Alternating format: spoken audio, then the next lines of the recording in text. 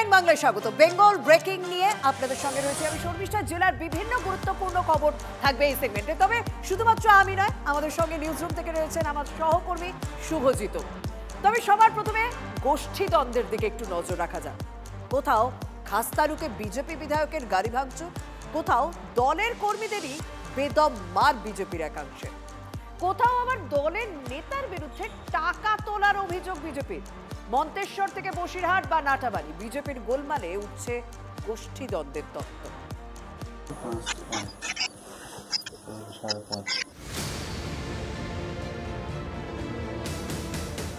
বিজেপির মণ্ডল সভাপতির টাকা গোনার ভিডিও ভাইরাল।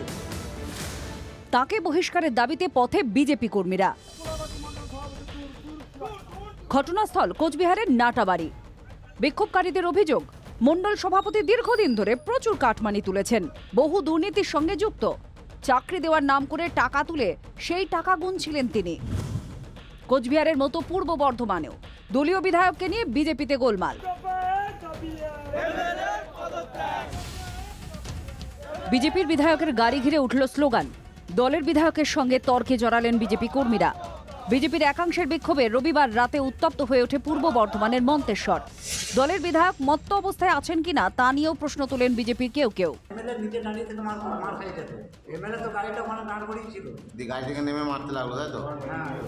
অভিযোগ, বিজেপির বিধায়কের অনুগামীরা বিরোধী গোষ্ঠীর কর্মীদের উপরে হামলা চালায়।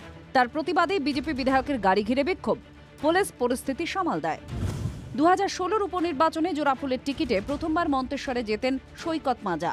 পরে শিবির বদলে বিজেপিতে যোগ দেন।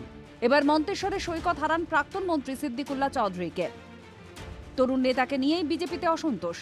এই নিয়ে যোগাযোগ করা হলেও বিজেপি বিধায়কের প্রতিক্রিয়া পাওয়া যায়নি। থানায় অভিযোগ জানাতে গেলে তখন এমএলএ আমাদের বাঁধা দেয় এবং এমএলএ নিজে মদ্য অবস্থায় এসে গিয়ে বাঁধা দেওয়ার চেষ্টা করে। সেই জন্য আমাদের কর্মীরা এমএলএ গাড়িকে ঘিরে ধরে জবাব চায়।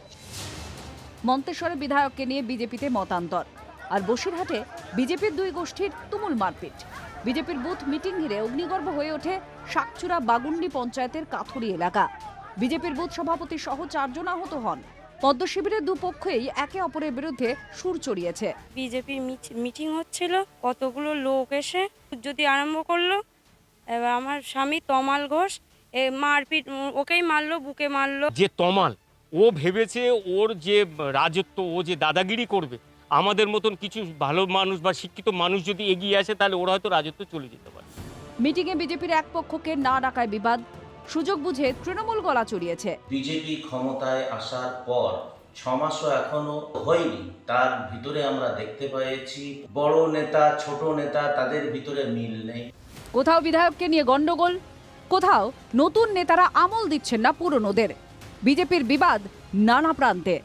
Bureau report, TV nine Bangla. আর এবার আপনাদেরকে আরেকটা ছবি দেখাবো। ভিন রাজ্যে সেভাবে বিক্রি নেই, এদিকে আলু এখন হিমঘরে রীতিমতন পচতে শুরু করেছে। নইলে কয়েকদিন পর হয়তো পচবে, কারণ ডিসেম্বরের মধ্যে আলুগুলো সব বের করে দিতে হবে। দুশ্চিন্তায় মাথায় হাত পড়েছে কৃষকদের, মাথায় হাত ব্যবসায়ীদের। তারা এখন সরকারের দিকে তাকিয়ে আছে। সংসার কি করে চালাবো, কি করে মহাজনের দেনা শোধ করবো, আগামী দিন কিভাবে চাষ করব আমরা ভেবে উঠতে পারছি না। আলু বলয়ে এমনই নাজেহাল অবস্থা কৃষকদের। যারা অনেক কষ্টে মাঠ থেকে আলু বাঁচিয়ে হিমঘরে তুলেছিলেন, তারা বুঝতে পারছেন না বস্তা বস্তা আলুর ভবিষ্যৎ কি। এদিকে ডিসেম্বরের মধ্যে আলু হিমঘর থেকে বের করতে হবে। মজুত আলু নিয়ে দিশেহারা চাষিরা। 100 টাকা কুইন্টাল খরচা বাদ দিয়ে পাচ্ছি, তাতে আমাদের সংসার চলবেই বা কি করে, আগামী দিনে কি করে চাষ করব চিন্তিত। আলু চাষিদের যন্ত্রণার এই ছবি পশ্চিম মেদিনীপুরের চন্দ্রকোনায়। তৃণমূল জামানায় বাইরে আলু পাঠানো নিষেধ ছিল। বিজেপি এসে কৃষকদের কথা ভেবে নিষেধাজ্ঞা তুলে দেয়। কিন্তু ভিন রাজ্যে সেভাবে আলুর চাহিদা না থাকায় দাঁই হয়ে পড়ে আলু। একজন কৃষক 2 বিঘা জমিতে চাষ করলে ওঠে 200 বস্তা আলু। চাষে খরচ 62,000 টাকা। সেই আলু হিমঘরে পাঠাতে খরচ আরও 16,000 টাকা। হিমঘর থেকে আলু যখন বিক্রি হলো তখন কৃষক পাচ্ছেন 200 বস্তায় 25,000 টাকা। তার মানে 200 বস্তায় 53,000 টাকার ক্ষতি। বিঘে প্রতি 26,000 টাকা লোকসান হচ্ছে কৃষকদের। আলু নিয়ে আমরা গভীর চিন্তিত। এক প্যাকেট ফলাতে প্রায় 350 টাকা খরচা। বর্তমানে আলুটা মাঠে বিক্রি করতে পারেনি। শুধু আলু চাষি নয়, আলু গোলায় বেকায়দায় ব্যবসায়ীরাও। হিমঘর থেকে আলুটা নামবে কি করে, খদ্দেরটাই পাচ্ছেন, ব্যবসাদাররা একবারে শেষ, আলু রাখার মতো পজিশন নাই। এই পরিস্থিতিতে হিমঘরের ভাড়া মকুব এবং কৃষক ঋণে ছাড়ের আবেদন আলু চাষিদের। সরকার যদি মনে করেন যে না স্টোর ভাড়াটা তো ছাড়ি 15,000 টাকা কি 16,000 টাকা, তবু আমরা 25,000 পাচ্ছি, 15,000 টাকা ছাড়লে হয়তো 25,000 টাকা কমপ্লিট পাবো। আমাদের সরকার সচেষ্ট রয়েছে কিভাবে অন্য কোনো উপায় অবলম্বন করে যাতে করে আলুর দাম বাড়ানো যায়, কৃষকরা যাতে ফসলের দাম পান। আলুর দাম না পেয়ে দুজন কৃষকের আত্মহত্যার অভিযোগ উঠেছিল এই চন্দ্রকোনায়। সেখানে মজুত আলুর মাত্র 30% বিক্রি হয়েছে। বাকি আলুর ভবিষ্যৎ নিয়ে কারো কাছে কোনো উত্তর নেই। এই প্রেক্ষিতে সরকারের মুখাপেক্ষী কৃষক ব্যবসায়ীরা। পশ্চিম মেদিনীপুর থেকে অসীম বেরার রিপোর্ট, TV9 বাংলা।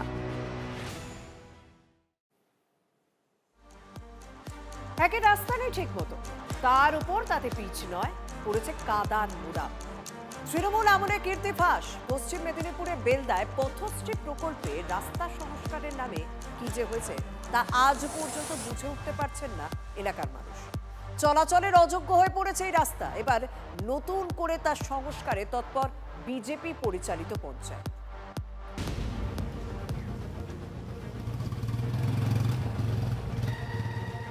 মুরামেই যে মুরামের এই তো অবস্থা দেখছেন তো আপনারা। মুরাম বলতে কিছু জিনিস নেই, তো কাদো।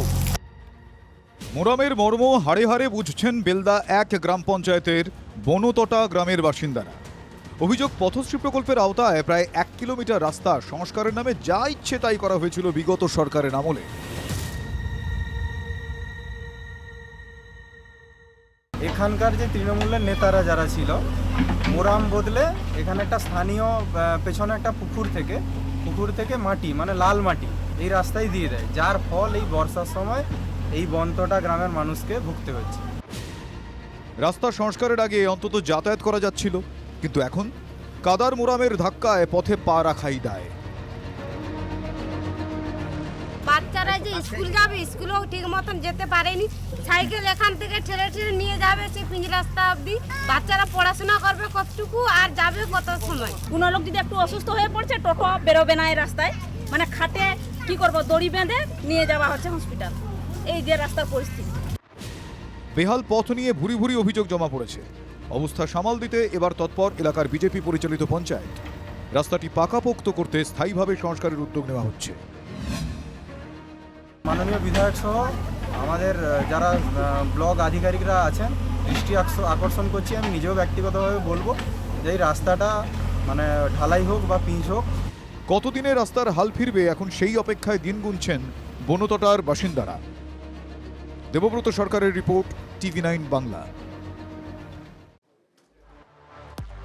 140 কোটি টাকা, 140 কোটি টাকা এই বাঁকুড়া ঝাড়গ্রাম রাজ্য সড়ক সম্প্রসারণ আর সংস্কার করতে সরকারি কোষাগার থেকে এই 140 কোটি টাকা খরচ হয়েছে। মাত্র 2 বছর পেরিয়েছে। কি ছবি দেখবেন, দেখুন এখনকার ছবি। এখানে বাস গাড়ি না চললে নৌকা চললে ভালো হতো। একদম টোটালি এটা তৃণমূল জামানের দুর্নীতির ফল।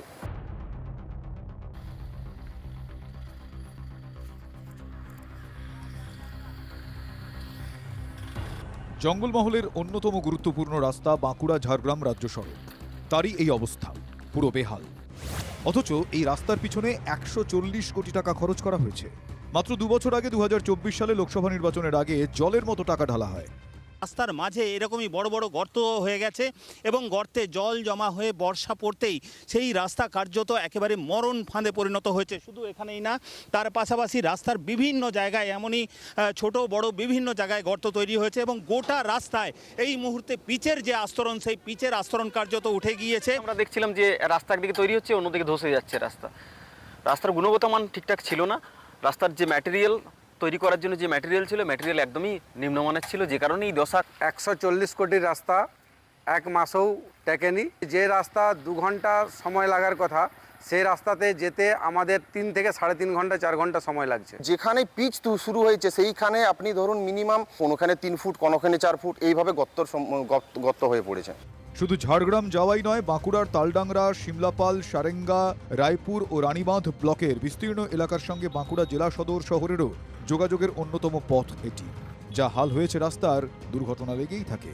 সামনে গিয়ে একটা গাড়ি ঢুকে গেছিল এই রাস্তা খারাপের জন্য, গাড়ি নেমে যাচ্ছে, আমাদেরকেও অনেক সময় রাস্তা দিয়ে নামে, মানে যখন বড় গাড়ি পাস করছে তখন রাস্তা দিয়ে নেমে যেতে হচ্ছে। আগে সরকারের যে ছিলেন, যারা নেতৃত্বে বা যারা দেখভালে ছিলেন, তারা এই রাস্তার হয়তো কাটমানি বিশেষ করে খেয়ে নেওয়ার জন্য এই অবস্থায় দাঁড়িয়েছে। পালাবদলের পর এখন রাস্তার হাল ফেরার অপেক্ষায় দিন গুনছেন এলাকার মানুষজন। এই দুরবস্থার জন্য তৃণমূল সরকারের দুর্নীতির দিকেই আঙুল তুলেছে বিজেপি, নিশানা সাংসদকে। যিনি সাংসদ অরূপ চক্রবর্তী, তার নিজের এলাকা, তার লোকসভা এলাকা এবং তার নিজের আত্মীয় কন্ট্রাক্টর হিসাবে এই জন্যে এত নোংরামি হয়েছে। সাংসদ সব থেকে বেশি দেয় এবং উনি ঘাপলা করেছেন। কবে এই রাস্তা সংস্কার হবে, কবে তাদের এই ভোগান্তি কমবে, আপাতত সেই দিকেই তাকিয়ে বাঁকুড়া সহ জঙ্গলমহলে বিস্তীর্ণ এলাকার মানুষ। বাঁকুড়া থেকে ক্যামেরায় বুধন কর্মকারীর সঙ্গে হীরক মুখার্জি, TV9 বাংলা। আয় বৃষ্টি ঝেপে ধান দেব মেপে। ধান মেপে দেওয়ার আগে দক্ষিণ 24 পরগনার ক্যানিং মইঝাড়, সেই বাপ ঠাকুরদার আমল থেকে ফি বর্ষায় ক্যানিং কাদা জল মেখে দেখে গরুর দৌড়। লেজের ডগায় হাতের মোচড়টাই আসল, বুঝলেন? ওই মোচড়েই বলদ ছোটে। তবে ছোট কাঠের টুকরোর ওপর জল ভরা কাদা জমিতে পাগলের মতো ছুটতে থাকা বলদের ভেজা লেজ আঁকড়ে দাঁড়িয়ে থাকাটাই কঠিন। একবার লেজ হাত থেকে ছুটি গেলে আপনিও পড়বেন আর বলদও ছোটা বন্ধ করে দিবে। এই খেলায় জিততে হলেই ওই লেজটি ছাড়া চলবি না। কথা শেষ হয় না। মাথায় গামছা বেঁধে প্রহ্লাদ সর্দার ছুটতে শুরু করে। বলা ভালো, প্রহ্লাদকে টেনে নিয়ে যায় হালে জোতা জোড়া বলদ। ক্যানিং এবং কুলতলির মাঝে মেরিগঞ্জ।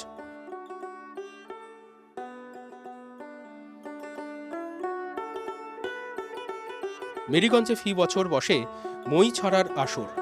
চাষের জমিতে হাল চষতে চষতে দেছুট লাগায় বলদের পাল। বলদের পায়ের চাপে তৈরি হয় ক্ষুরাকৃতি হ্রদ। জমা জল চলকে ওঠে, ছিটকে এসে লাগে শহুরে ফটোগ্রাফারের লেন্সে। মেরিগঞ্জের জমি তখন সিক্ত বসনা, কর্ষণের জন্য উদ্গ্রীবা। এই যে কৃষি প্রধান দেশ আমাদের বাংলা, সেই কৃষি প্রধান রাজ্যে বর্ষার সময় চাষ যাতে ভালো হয় তার জন্য কিন্তু গ্রামের মানুষরা তথা চাষিরা তারা কিন্তু এই মই ছড়া প্রতিযোগিতায় অংশগ্রহণ করে। কেউ বলেন শখানেক, কেউ বলেন আরো বেশি। সঠিক হিসেব কেউ রাখেন না, রাখার প্রয়োজনও নেই। ফি বছর শ্রাবণ আর আষাঢ়ের মাঝামাঝি মই ছাড়ার আসর বসে মেরিগঞ্জে। আমাদের পূর্বপুরুষ থেকে আমরা এই প্রতিযোগিতায় অংশগ্রহণ করি এবং আমাদের সবসময় এই গরু বলদ আমাদের থাকে। বিশ্বাস থাকে বিশ্বাসের মতো, মনের কোনায় গুটিসুটি মেরে। প্রশ্রয় দেয় সুন্দরবনের ঝোলো হাওয়া। মেঘলা দুপুরে প্রহ্লাদের মতো আরো কেউ কেউ উঠে দাঁড়ান মইয়ের ওপর। বলদ ছুটতে থাকে। সুন্দরবনের মানুষ মনে মনে বলেন, বর্ষা যেন ভালো হয়, ফসল যেন ভালো হয়, গোলা যেন ভরে থাকে ধন ধান্যে। মই ছড়া প্রতিযোগিতা ক্যানিং এবং কুলতলির বর্ডার মাস বরাবর এই অনুষ্ঠান চলে। এই অনুষ্ঠান আজ দুদিন ধরে চলছে। আজকের প্রতিযোগিতা শেষ হবে।